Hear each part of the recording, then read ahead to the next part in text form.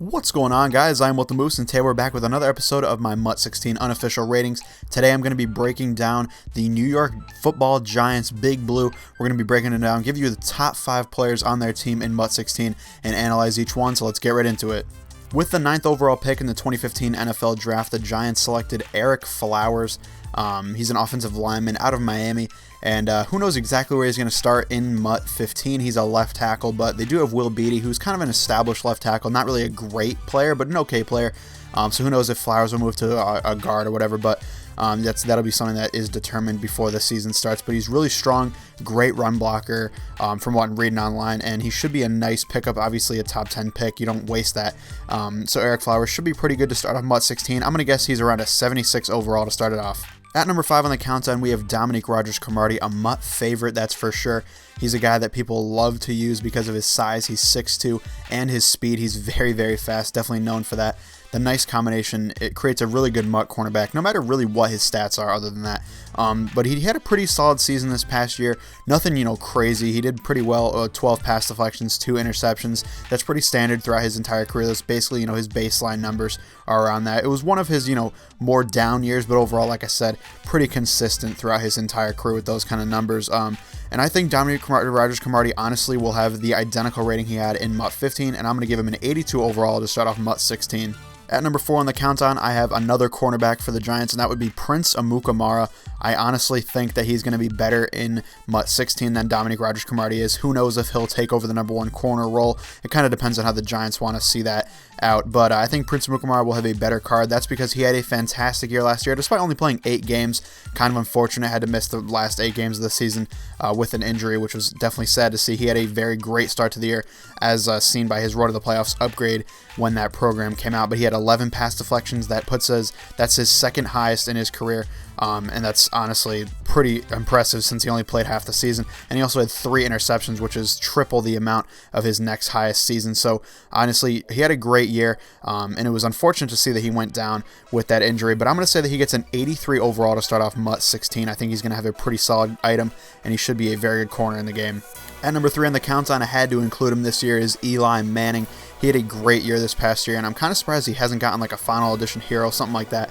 I kind of expected him to. I guess he did get that season veteran 96 overall, but Eli definitely deserves, a pretty good card, and I guess that 96 is not too bad. But he had 30 touchdown passes and only 14 interceptions. One of the better years of his career, that's absolutely for sure. He also threw for 4,410 yards and had a very nice QBR as well. So Eli Manning, I'm going to say that he gets an 84 overall to start off MUT 16. Going to be one of the best quarterbacks that isn't an elite, and he should be pretty solid. Obviously not going to be able to run with him at all, so not many people are going to use him per se in MUT, but he should be a good pocket passer, and should be much better this season than he was in MUT 15.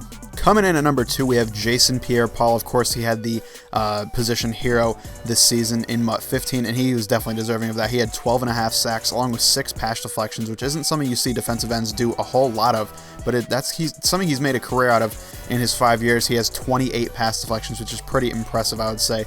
And that's probably because, he's 6'5", he can definitely get up there. He also had 3 forced fumbles this past season, so definitely had a renaissance year.